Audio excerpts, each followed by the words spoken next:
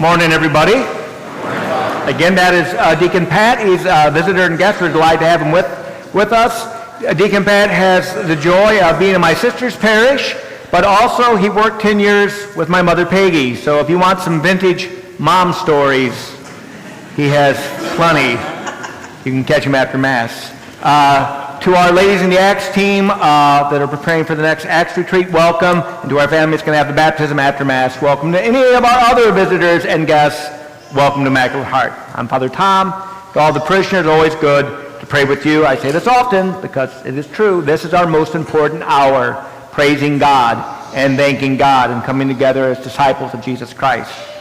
And we know this parable is the most famous parable on mercy and forgiveness and reconciliation. Before we get to that, when I was a young man, I used to, and before I was even in the seminary, I used to think this was the golden ticket for life. Do what you want, indulge all your extremes that we all want to indulge when we're young. And then at that magic moment before dying, be sorry, sincerely, and go to heaven. That was like the golden ticket. Because you get to do what you want, and you get to be sorry at the end, and redemption. And because when you're young, let's be honest, when you're young and we struggle with faith, we think of faith as a lot of no, no, no. Don't do this, don't do that, don't do that. And we sense a lot of negativity in the faith, even though all those no's are trying to direct us on the path of virtue. But we internalize it as just a lot of rules that don't allow me to do what I want to do. And then the seminary kind of changes that. You grow in faith and you realize that's really an empty path. Because that's really not what life is about. Life is about faith. I mean, you and I are here celebrating that we have found the meaning to life, and it is God. It is knowing God, loving God, serving God. That is the meaning of our lives. And we are here to renew that and celebrate it every Sunday. So when I was ordained as a young priest, I wasn't surprised that there were a number of people who still thought that was like the platinum plan. Do what you want, be sorry, go to heaven. I was even surprised at times that people significantly older than me thought that was a good model, or a hopeful one, at least the ideal wish. Because at times you would talk to people about deathbed conversions, go, oh man, that guy really got a good deal. No, he didn't. He did not get a good deal. I mean, I'm glad he had a deathbed conversion. That's great. We want people to be saved. We want people to be sorry for their sins. But that's an incredibly shallow way to look at life. Because that attitude somehow makes it think that self-fulfillment is what will bring meaning to our lives, what will bring satisfaction and joy to our lives, and it does not. It is finding God's will for us that brings satisfaction to our life, that brings joy. And it takes some prayer and study to get to that point, to have that realization. It's not an easy walk. A walk of faith that you and I take seriously, it's difficult. But it is the most meaningful and beautiful walk in life that we can ever hope to possess. And we want to know that on this Laetare Sunday. It means rejoice. We're rejoicing that we're halfway through Lent. We see the mysteries that give us hope and salvation drawing closer. And the church wants us to heighten our anticipation, our gratitude, our joy at redemption in Jesus Christ. Because God's mercy is amazing. And to live a life of faith is worthwhile. In fact, it is the most worthwhile thing we'll ever do. That's what you and I want to continue to discover and have God open up for us. So Jesus addresses this parable to who? To the Pharisees and scribes. Why is he addressing this parable to them? Because they are complaining that he is eating with tax collectors, prostitutes, and other known public sinners. These people, we all know they don't got their act together. Their life tells us they are living on the wrong path. So he addresses the parable to them. And of course, we know how the story unfolds. The man has two sons. The younger son wants his possessions. Give me what would come to me when you would die, and I will be gone. And off he goes, and he lives his life of dissipation. That kind of softens it at first, a life of dissipation. And of course, for anybody hearing him, his life is a miserable wreck. He goes out, does what he wants, burns through all of his inheritance, and here he is, a Jewish boy feeding pigs. Feeding pigs. I mean, that's a humiliating state in life. And he's so destitute that he'd be happy to eat what the pigs are eating. And we live in the country, so you got to go down Highway T sometime and smell the pigs and see what they eat. They still eat slop, and they still smell awful. On a summer day on Highway T, it will knock you out of your car. You know, it's a horrible reality. And yet, what does he become aware of? Hey, even the servants back home have a better life than this. And I'll go back home and repent. Now, we don't know how sincere it is. We hope he's sincere. You know, I no longer deserve to be called your son.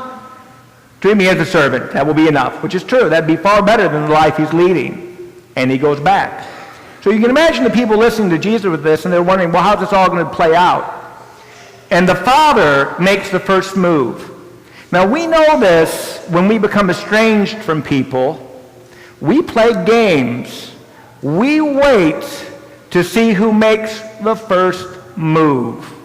Like if my good friend Helen and I are estranged, we've had a falling out, we both know we should be reconciled, we all play this stupid game of, well, I'm just going to wait for her to make the first move. I'm not going to do it. She can do it. And it's dumb, but we've all done it. Shame on us, but that's the type of games we play. Because it puts me in a superior position for her to come to me and not me to begin the conversation. She can start it, and I can respond to it. I mean, that's the reality. The Father doesn't care about that at all. The moment he sees his poor son, who is a miserable wreck, he runs to him. I mean, that's an act of profound humility. The Father should be waiting there for his son to beg to come back home, and he does not. He doesn't wait for the speech even. He throws his arms around him, kisses him, and he wants to get him back in the family. He doesn't even give his son a chance to finish the whole story, you know. He gets halfway through the line, true or not, we don't know, cuts him off. Put sandals on his feet, put a ring on his finger, the son of mine was dead, he's back alive. So he's rejoicing. So it's a highly unusual father, because in the ancient world, after, you know, your leaders, your emperors, kings, whoever, the father was really the head of the household and had the power of life and death over anybody in his household. I mean, so it's a pretty uncharacteristic father. Loves his sons. And then, of course, you have the older son, who's faithful. What do we know about the older son? He didn't leave. He is faithful. He's even working out on the field that day. And when he comes back, he hears the party. He wants to know. And the servants say, hey, your brother's back, and your dad's having a big party. Killed the choicest animal on the farm, huh? Veal. We're having veal tonight. It's the fattened calf. And we know his reaction. And that's the Pharisees. That's exactly who Jesus wants the Pharisees to identify with. Because the older son is not a bad person. He's good. He is faithful to his father. He is working with his father. However, we learn that his attitude's not quite perfect. I mean, he's a good guy. Because he won't come in. And again, his father, who has no need to come out and plead with him, because who should be pleading with the father? The son should. They should be obedient to him. He comes out to his older son to plead with him. You know, and it's interesting to hear that story. The older son pulls no punches. He has every reason to be angry. His younger brother wrote his father off for dead, took the family inheritance, squandered it, left everything that he was taught behind. And so you can imagine he has some righteous anger. But his righteous anger is not only at his brother, it turns into kind of a bitter anger against his father. And we hear that bitter anger. You know, I never once disobeyed your commands. You didn't even give me a kid goat. Right there is the resentment that is present, that Jesus wants to address. Because why are the Pharisees resentful? Why is this rabbi, you, Jesus, hanging out with them? Tax collectors, prostitutes, known public sinners. He's not hanging out with them to approve of their lifestyle. He's hanging out with them, welcome them back home, to draw them back into faith. It's interesting that the attitude of the older son is identical with the people in the parable. If you remember the parable, it's, I think in Matthew, of the vineyard workers. The vineyard owner comes out at the beginning of the day and hires people. And every hour he comes out and hires more people, and he starts with the last people, and he pays them the same amount as the first people. And who's upset? The first people are. Hey, we've been working all day. We deserve more. You know, and they miss the whole point of having the joy of working in the vineyard. The older son misses the joy of being with the father. It has become a chore to him, just an obligation. And that's the real tragedy of his fidelity. He is faithful, he is good, but he's turned it into a chore. It's a burden. And you and I are here on this Laetare Sunday to try to free ourselves from that attitude. Are there times when we find faith burdensome? Absolutely. Usually when it's difficult or when we're tempted. That is when we find faith burdensome. But the Lord wants you and I to find our faith to be a joy, to discover why we rejoice in being his beloved sons and daughters. Because the parable doesn't have a conclusion. We don't know if the older son goes back in. The father pleads with him, hey, this is your brother. Because for God, it is not enough for you and I to be reconciled just with God. That's good. That's essential. He is profoundly serious about being reconciled with one another. That's why he wants the older brother and his younger brother reconciled. That's why it matters to him. He doesn't care about his pride. The father doesn't. He loves both his sons and wants them home.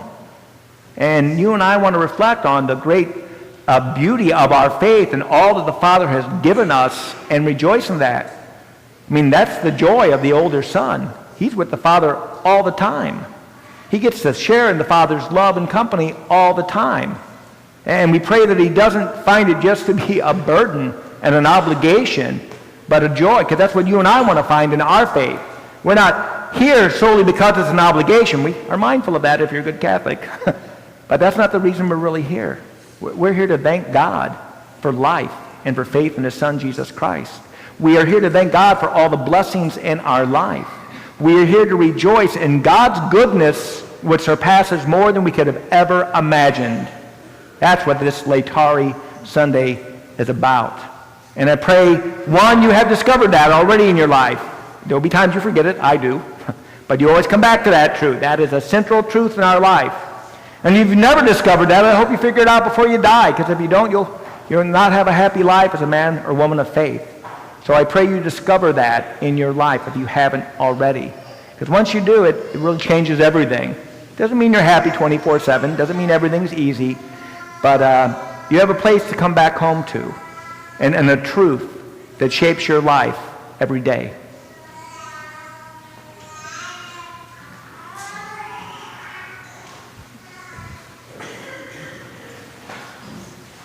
Please rise.